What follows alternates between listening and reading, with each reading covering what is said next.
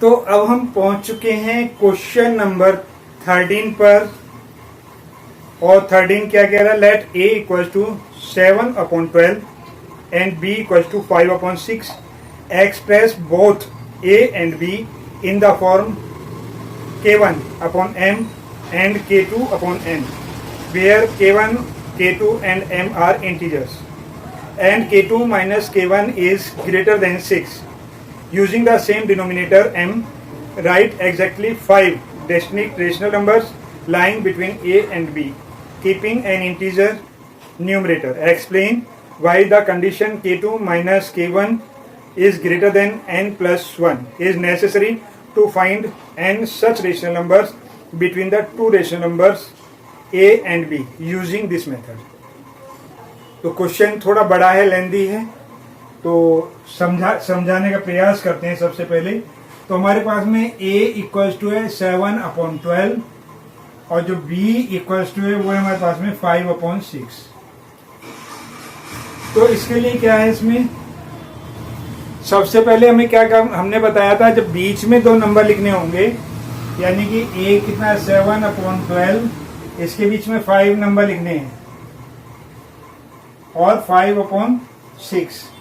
तो कुछ याद आ रहा होगा, हमने आपको बताया था कि डिनोमिनेटर हमारे सेम होने चाहिए। वही इसने यहाँ भी बोला है कि डिनोमिनेटर को सेम बनाना है। तो चलो सेम बना लेते हैं। तो इसमें क्या काम करते हैं, 2 की मल्टीप्लाई कर देते हैं। ठीक है, तो यहाँ भी क्या करना पड़ेगा, हमें 2 की मल्टीप्लाई करना पड़ेगा। ये वो 10/12 हो गया। यहाँ भी कितना होगा, 7/12 हो गया और ये 10/12 हो गया। ठीक है, यानी कि ये जो स्टेज है हमारी अभी यहाँ आने वाली है। ठीक है, हमें ये स्टेज यहाँ लिखनी थी। तो यहाँ तक क्लियर हो गया? अब तो क्लियर हो गया। अब हमें नंबर कितने चाहिए? अब हमें यहाँ से केवल एक नंबर निकल रहा है हमारे पास में, 7, 8 और 9। 8 और 9 हमारे पास में दो नंबर ही निकल रहे हैं। हमें नंबर कितने चाहिए? हमें नंबर चाहिए 5। ठीक है, वैसे तो जो रूल कहता है कि अगर हमें यह मल्टीप्लाई नहीं करनी होती और इनके बीच में सिंगल एक ही नंबर का डिफरेंस होता n में और दूसरा n+1 लिखा होता, एक ही नंबर का डिफरेंस होता, तो हम क्या काम करते, जितना नंबर पूछा उसमें 1 ऐड करके और हम क्या काम करते, मल्टीप्लाई कर देते इसमें, ऊपर भी और नीचे भी, फिर हमारा नंबर आसानी से निकल आता। तो अब क्या करना है हमें? अब हमें क्या काम करना है, ये कितना है 7/12, ये 10/12। नंबर कितने हैं हमारे पास में? अगर हमें 5 प्राप्त करने हैं तो कितने की मल्टीप्लाई करनी थी? 6 की। अगर हम 6 की मल्टीप्लाई करेंगे तब तो बहुत ज्यादा नंबर हो जाएगा। कितना हो जाएगा ये? अगर हम इसकी मल्टीप्लाई करेंगे, 6 की मल्टीप्लाई करेंगे तो एक 7/12, 6/6, 10/12, 6/6। तो ये कितना होगा हमारे पास में? ये होगा, ठीक है, और ये कितना होगा? और 42 और 60 में से अगर हम 42 को घटा देंगे तो कितने नंबर आएंगे हमारे पास में? 18 नंबर आ रहे हैं। हमें तो चाहिए 5, कम चाहिए ना हमें।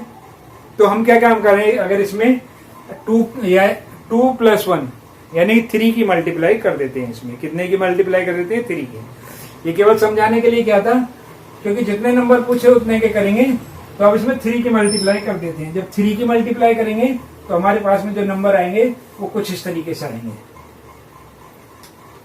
कितना है? 2 नंबर चाहिए इक्वल्स टू 3। जब 3 की मल्टीप्लाई करेंगे तो 7/12, 3/3 और यहाँ पर 10/12, 3/3। ये कितना हो गया? 21/36 और ये कितना होगा? 30/36। तो अभी भी हमें ज्यादा नंबर मिल रहे हैं इसमें, 9, 1, 2, 3, 4, 5, फिर डॉट डॉट डॉट। ठीक है, ये कितना होगा? 22/36, 23/36, 24/36, 25/36, 26/36, यानी 27, 28। अभी इसमें और नंबर आ सकते हैं हमारे पास में, 27, 28 और 29। ये भी नंबर इसके अंदर आ सकते हैं हमारे पास में। तो हमें एग्जैक्टली 5 नंबर लेने, कोई भी एग्जैक्टली 5 नंबर आप लिख सकते हैं। क्लियर हो गया? हाँ, जैसे कि हमने आपको बताया था, ये 2 से कट रहा है हमारा, इसकी जगह पर यहाँ पर जो नंबर लिखा हो सकता है 11/12 लिखा हो सकता है। ये नहीं कट रहा है, ये कट रहा है 2 से,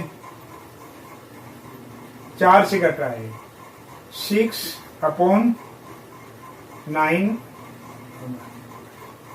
ठीक है, और 6/9 भी कट रहा है, यानी कि 12 से कट रहा है। तो 12 24, ये हो गया हमारे पास में, ये भी नहीं कट रहा है, ये भी कट रहा है हमारे पास में। ये कितना हो जाएगा हमारे पास 13/12, यानी ये नंबर तो हमारे यही रहेंगे और इनकी जगह पे ये नंबर चेंज हो सकते हैं आपके आंसर में।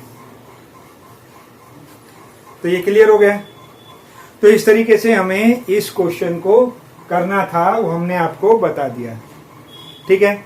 यहां तक तो ये क्लियर हो गया, हमने ये 5 पॉइंट लिख दिए। अभी जो क्वेश्चन आगे बढ़ा हुआ है, वो क्वेश्चन आगे बढ़ा हुआ है, क्या कह रहा है हमारे पास में, अभी जो आधा इसका पार्ट 2 जो रह रहा है, वो रह रहा है, वो कह रहा है कि K2 minus K1 is greater than 6। K2 कितना हमारे पास में, ये वाला नंबर, ये K1 हो गया हमारे पास में, और ये M हो गया, ये K2 हो गया हमारे पास में, और ये M हो गया। अब हमारे पास है K2 माइनस K1 -1 और ये n के इक्वल।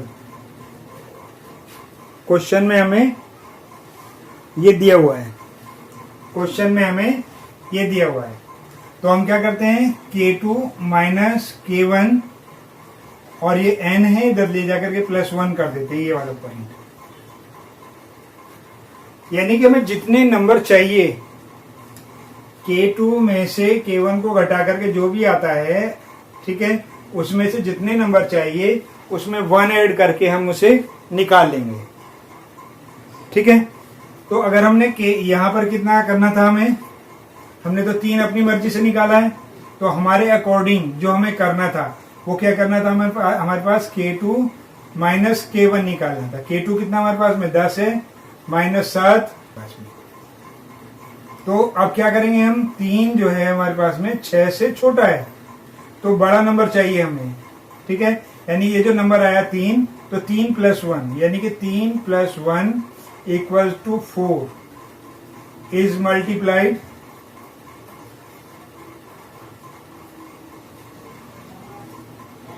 इन बोथ,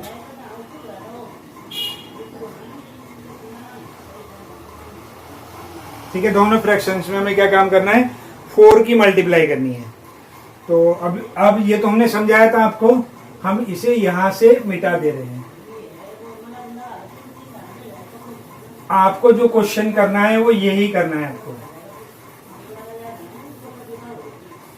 ठीक है। आपको जो क्वेश्चन करना है वो जो यही करना है। जो n निकल करके आएगा हमारे पास में, इन दोनों को घटा करके जो n निकल करके आएगा वो कितना है हमारे पास में, वो n + 1 होना चाहिए हमारे पास में, ठीक है। यानी कि 6 से छोटा है जो हमें दिया हुआ था इन्होंने, ठीक है। अब उसमें हमें 4 की इसमें कर देते हैं मल्टीप्लाई।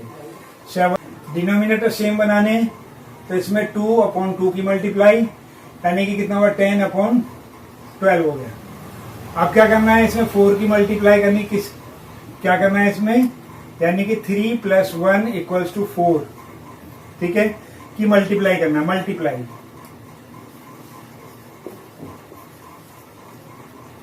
ठीक है। 7/12 लिखा, 4/4 लिखा, 1 2 3 4 5 लिखा, 10/12 लिखा और 4/4 लिखा। तो ये कितना होगा हमारे पास में, 28/48 हो गया।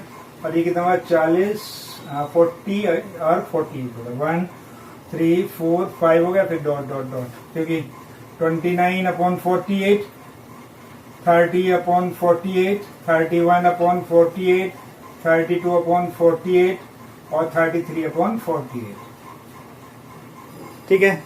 तो ये नंबर हमें मिल गए, हम इस तरीके से लिख सकते हैं। लेकिन हम कितने नंबर लिख सकते हैं इस स्थिति में, इस स्थिति में हम 12 नंबर लिख सकते हैं, 12 नंबर लिख सकते हैं। एग्जैक्ट 5 फाइंड करने के लिए बोला है, वो हो गया हमारे पास में इतना। तो ये क्वेश्चन भी समझ में आ गया होगा। तो आगे चलें, और उससे पहले बेस्ट ऑफ लक। लेकिन फिर भी हम आपको एक बार बता दें कि ये जो नंबर हैं हमारे, ये देखना पड़ेगा हमें कि ये नंबर लोएस्ट टर्म में, ये तो लोएस्ट टर्म में तो 5/6 होगा, ये 7/12 होगा, ये भी लोएस्ट टर्म में नहीं है, ठीक है, ये भी लोएस्ट टर्म में नहीं है, तो इन दोनों को लोएस्ट टर्म में लिखा जा सकता है, ठीक है। जैसे कि 6 से ये डिवाइड हो रहा है, ये होगा 5/8, और ये कितना हो गया, 4 से डिवाइड हो रहा है, ये 8 से डिवाइड हो रहा है, तो हो जाएगा 4/6, और अभी ये फिर हो जाएगा, तो ये कितना हो जाएगा हमारे पास में 2/3। तो इस तरीके से हम ये नंबर चेंज हो सकते हैं, और बच्चे निर्णय नहीं लेते फटाफट, इट इज रॉन्ग सर। प्रयास करो, पूछो, जानो, उसके बाद में लिखो। चलिए कोई बात नहीं, अगर समझ में नहीं आता है तो हमसे फिर पूछिएगा, फिर समझाने का प्रयास करेंगे। लेकिन हमारे पास में अगर डिनोमिनेटर सेम है, यानी कि डिनोमिनेटर m और m है हमारे पास में k1/m, और दूसरा नंबर है हमारे पास में k2/m, और इनके बीच में जो डिफरेंस है, ठीक है, k2 minus k1 equals to जो भी डिफरेंस आएगा हमारे पास में, ठीक है, उसमें 1 जो है +1 करना पड़ेगा, जो भी डिफरेंस आता है हमारे, ठीक है। तो हमारे वैसे ये रूल हर जगह पे काम नहीं करेगा आपका +1 वाला, लेकिन जो हमारे पास में नंबर्स दिए हुए हैं, अगर हमारे पास में इनमें डिफरेंस k2 और इसमें केवल 1 का डिफरेंस है, k2 और इसमें डिफरेंस ही 1 का है हमारे पास में, ठीक है, तो हम क्या काम करेंगे, तो हम जो नंबर्स हैं, हमें जितने नंबर चाहिए, वांटेड नंबर्स जो भी चाहिए, उसमें 1 की हमें क्या काम करना पड़ेगा, मल्टीप्लाई करनी पड़ेगी न्यूमरेटर और डिनोमिनेटर दोनों में, दोनों ही फ्रैक्शन में, ये ध्यान रखना है हमें। तो यहाँ तक क्लियर हो गया, और क्लियर हो गया फिर से, तो बेस्ट ऑफ लक। आगे बढ़ते हैं।